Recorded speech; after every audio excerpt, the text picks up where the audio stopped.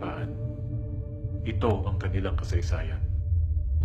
Sinaguriang The Forgotten War ang Korean War na sumiklab noong June 25, 1950 dahil mas nabigyang atensyon sa publiko ang World War II at Vietnam War.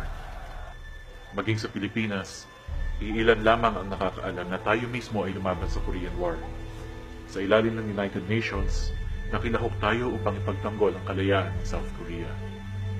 Nagpadala ang Pilipinas ng 5 batalyon mula 1950 hanggang 1955. Sa pinadala nating 7,420 sundalo, mahigit 100 ang nagbuwis ng buhay para sa South Korea. Tumulong din ang mga sundalo natin sa pagtatayo muli ng mga kanayunan sa pag-angat ng isang lipunan na winasak ng digmaan. Ang mga sundalo ng Philippine Expeditionary Forces to Korea ay masasabing unang Pilipino sa South Korea. Sa 5 taong pagdagi sa Korea, nagpakitang gilas ang mga sundalong Pilipino. Nakilala ang kanilang kagitingan sa mga importanteng laban tulad sa 1951 Battle of Yultong, kung saan maraming Pilipino ang namatay habang pinagtatanggol ang South Korea. Sa Battle of Myeodong, ang unang digmaan na nilabanan ng sundalong Pilipino sa ibang bansa. Sa Battle of Hill Erie, na matagumpay na pinangunahan ng isang batang Fidel Ramos para makuha ng United Nations ang isang mahalagang lokasyon malapit sa border. Sa Battle for Hill Arsenal, at sa iba pang digmaan. At sa pagtupad nila ng tungkulin ng bigyang suporta ang South Korea, makikita ang iba't ibang aspeto ng buhay sundalo. Sa gitna ng lungkot, pagkahiwalay sa pamilya at lamig, pinakita ng Pilipino ang kanilang kakayahan na makisaya, maging mapamaraan, makisama, alalahanin at sumulat sa pamilya, maalala at makatanggap ng sulat mula sa pamilya, tumulong sa kapwang nasugatan dahil sa gyera, at manampalataya. May mga pinagkatiwalaan ng mga halagang tungkulin, may mga pinarangalan, may mga napaibig sa Korean, may mga nag-alay din ng buhay sa altar ng kalayaan. Bukod sa mga journalist na sina Juan Villasanta, Ben Javier at dating Senator Ninoy Aquino, may kasama rin silang pari na nagbibigay gabay sa kanilang pananampalataya.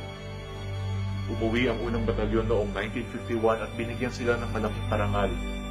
Nakiisa ang Pilipinas sa kanilang pag-uwi at tagumpay. Nakiramay din ang bansa sa mga binawian ng buhay. Pansamantala silang inilibing sa Korea, pero umuwi din sila sundo ng mga naghihintay na kaibigan at kamag-anak. Pero hindi lang sa pagtulong sa gitna ng digmaan naramdaman ang impluwensya ng Pilipino. Matapos mapirmahan ang Armistice Agreement o ceasefire noong July 27, 1953, nagpatuloy ang paghulma ng lipunang Korea kaakibat ang Pilipino.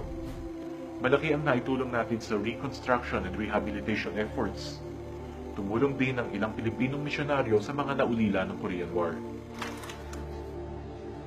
Ang kasalukuyang US Embassy at Ministry of Culture, Sports and Tourism ng Korea ay gawa naman ng mga Pilipino noong 1960s. Sila ang dalawa sa pinakamataas na gusali sa Korea noong panahon iyon. Itinayo din naman noong 1960s sa tulong ng mga Pilipino ang Changchung Gymnasium sa Dongdaemun na nagsilbing pangunahing lugar sa sports. Dito ginawa ang judo at taekwondo noong 1988 Summer Olympics. Nung isilang ka sa mundong ito, Nang ibabaw ang awiting Anak ni Freddie Aguilar sa mga radyo noong 1970s, isang awiting nagkaroon pa ng sariling bersyon sa Korea. Itinayo naman ng Korea ang Philippine Monument sa Goyang City noong October 1974 bilang pasasalamat sa tulong ng Pilipinas na masiguro ang kalayaan ng South Korea. Sa Yeoncheon, kung saan naganap ang Battle of Yultong, makikita rin ang dalawang maliliit na monumento. Itinayo ang mga ito noong 1960s bilang paggunita sa katapangang pinakita ng mga Pilipino sa gitna ng digmaan. Pinaganda na ngayon ang Yeoncheon ng lugar at pinagsama ang dalawang magkahiwalay na monumento sa isang altar. Sa Busan naman makikita ang Philippine marker na itinayo ng Philippine Embassy noong 2009 sa tulong ng Department of National Defense. Dahil isa tayo sa mga nagpadala ng sundalo noong Korean War, may lugar na inalay sa atin ng United Nations at South Korea. Sa Pilipinas, makikita rin ang ilang paggunita sa Korean War. Halimbawa, may Peftok Memorial sa Fort Bonifacio. Makikita rin sa Marikina ang Marie Korea Monument. Sa Marikina kasi nag-training ang mga sundalo natin bago ipadala sa Korea. At sa lumang 500 peso bill, makikita ang larawan ni Senator Ninoy Aquino bilang isang batang journalist ng Manila Times na nagsulat tungkol sa Korean War.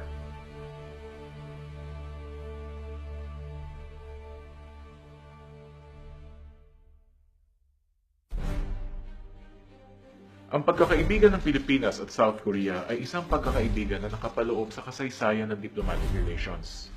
Halimbawa, ang Pilipinas ang ikalimang bansa na kumilala sa South Korea noong March 3, 1949, 7 buwan lamang matapos maitatag ang gobyerno ng South Korea noong August 15, 1948. Tayo rin ang ikawalong bansa na tumugon sa tawag ng United Nations na tulungan ng South Korea.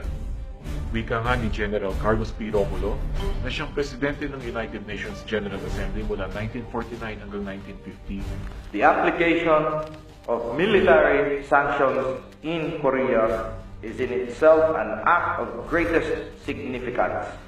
The Philippine government, for its part, has given concrete proof of its support of the principle of collective security by sending troops to help the UN forces in Korea. At sa loob lamang ng 2 henerasyon, o mga 6 na dekada, bumangon ang South Korea mula sa pagiging isang bansang winasak ng digmaan tungo sa ngayon ay isa sa pinakamalaking ekonomiya sa mundo. Maraming dahilan sa mabilisang pag-unlad ng South Korea. Nariyan halimbawa ang pag-develop nito ng mga industriya. Kilala na ngayon sa buong mundo ang mga pangalan ng Hyundai, Samsung, Kia, LG o Hanjin.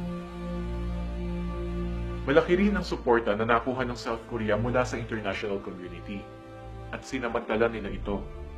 Halimbawa, sa suporta na binigay ng World Bank, United Nations at iba pang organisasyon, maraming nakuhang training at edukasyon ng South Korea. Sa Pilipinas, marami ang nakapag-aral sa International Rice Research Institute ng UP Los Baños, kung saan nagmula ang tinawag na unification rice, isang uri ng bigas na akmang-akma sa klima ng South Korea. Likas din sa South Korea ang sipag at tiyaga. Makikita ito hindi lamang sa trabaho, kundi maging sa eskwelahan, simbahan at iba pang organisasyon. At napakagaling din ng South Korea sa national strategizing. Isa sa mga national vision ng Korea ngayon ay ang low-carbon green growth. Sa ilalim nito, dinedevelop ng South Korea ang industriya na gumagamit ng teknolohiyang tumataguyod sa kalikasan. Hangad ng South Korea na manguna sa green industries dahil na rin sa epekto ng industrialisasyon sa klima. Ngayon, isa ang South Korea sa pinakamalaking foreign direct investor at trading partner ng Pilipinas. South Korea din ang may pinakamalaking bilang ng turista sa bansa. Mahigit 120,000 naman ngayon ang Koreanong nakatira sa Pilipinas. May humigit kumulang na 50,000 Pilipino naman ngayon sa South Korea. Bukod sa tulong sa Pilipinas dahil sa remittances, malaki rin ang kontribusyon nila sa ekonomiya ng South Korea. Gusto nga ng maraming employer na Pilipino ang kasama sa trabaho dahil ang Pilipino raw ay mapagkakatiwalaan at magaling tumupad ng responsibilidad. At sa pagtupad nila ng tungkulin sa pamilya sa Pilipinas at sa ekonomiya ng South Korea, makikita rin ang iba't ibang aspeto ng kanilang buhay.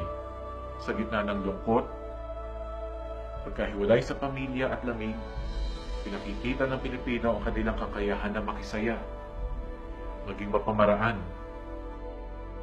makisama, tumulong sa kapwa, at manampalataya. May mga napapagkatiwalaan sa mahalagang tungkulin. May mga pinarangalan. At may mga umibig din sa Korea. Isang komunidad ang mga Pilipino sa South Korea. Tulad ng nauna sa kanila, patuloy silang magsisilbi para sa Diyos, sa bayan, sa kapwa, sa sarili, sa kalikasan. Bayani, ito ang Pilipino sa South Korea.